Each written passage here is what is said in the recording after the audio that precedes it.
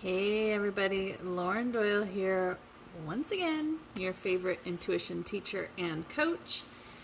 And so today I'm going to continue on a little bit from what I was talking about yesterday. I've had several people reach out to me and ask me a little bit further about what I mean about when you have a stressor in your life, how it becomes a physical habit, and then how do you then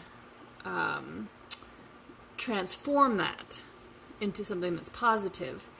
And so I started to say yesterday just a little bit how when you have a habit that's become physical, you then have to do something physical to then unwind the habit and then create a new one. So I'm going to talk about that a little bit. This is how it breaks down. So I know I've explained this before in other videos, so I'll just explain it briefly again. So everything that happens to us goes from energetic to emotional to physical, right? So when something happens on sort of this energetic way, it's what I talk about a lot of times. Something feels heavier or it feels lighter, right? So heavier emotions, darker emotions feel heavier. They put a weight on you. You can feel the weight of them on you. Lighter emotions, you feel lighter, you feel expanded, you feel brighter. So that's that energetic element that I'm talking about. Emotional, as you know, is the emotional component of it. So then you get into where you feel, sadness, depression, anxiety, anger, self-loathing, all of those are those heavy emotions. The lighter ones are, the happiness, the well-being, on and on it goes. So then, once it's you kind of like internalize it on that energetic level, then you stuff it on that emotional level, then it becomes physical.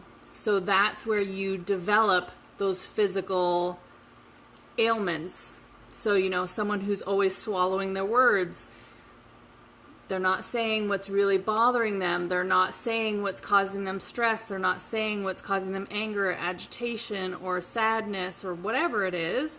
And so, they become stomach ailments, for example, or stomach-related habits. So stress eating, for example. Or even smoking. Smoking is one that would also be related to throat and stomach, right? So, and then there's more anxietal ones. So those are going to be, your nail biters, your hair pullers, your eyebrow pullers, those sorts of things are kind of related to those anxietal type of stressors. Those that kind of like absorb everything on like this whole physical level. So, they're constantly giving out their energy all the time. They're constantly doing things for others. They're constantly giving and never, ever, ever replenishing for themselves. Those are going to be the people that have systemic issues, right? Like they're going to have systemic pain, systemic joint pain, all of those sorts of things, disease-based sort of ailments. And so your physical expression of what your stressors are tell the story of what really ails you, right? And how you stuff the very things that need to be processed. So in order to reframe those, you really need to, quite literally, rewire in the brain that association.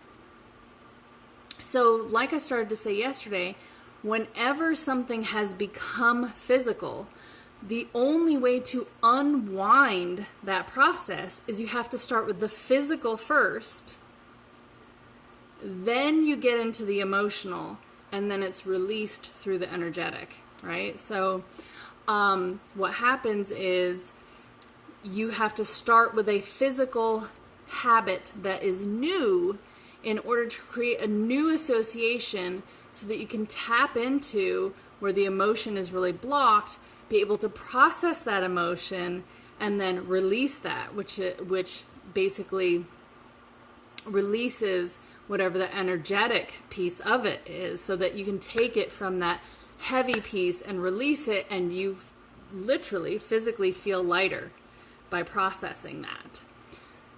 So what I say is you always have to replace something that's become a physical negative by first replacing something with a physical positive. So yes, there's, certain therapeutic things that you can do in conjunction with the negative to create a negative or aversive experience with that. But you then also have to replace something physical with a positive connotation to direct that energy that's now been blocked from the negative and rechannel it into something positive. So that's why I tell people all the time about the 5 daily disciplines, right? You need to replace it with something that is going to reframe the brain and create more energy, light-based energy.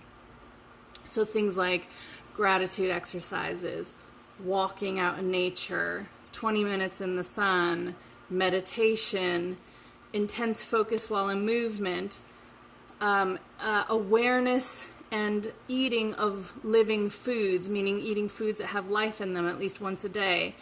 So all of those sorts of things create a new physical association with something that brings lightness and brings energy. So I hope that helps explain a little bit deeper into what I was saying about replacing one physical negative with a physical positive and why.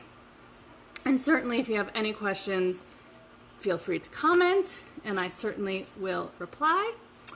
And until next time, I will see you later. But don't forget to subscribe to my YouTube channel, and also be sure to get my free 5 Daily Disciplines download so that you have those at your disposal.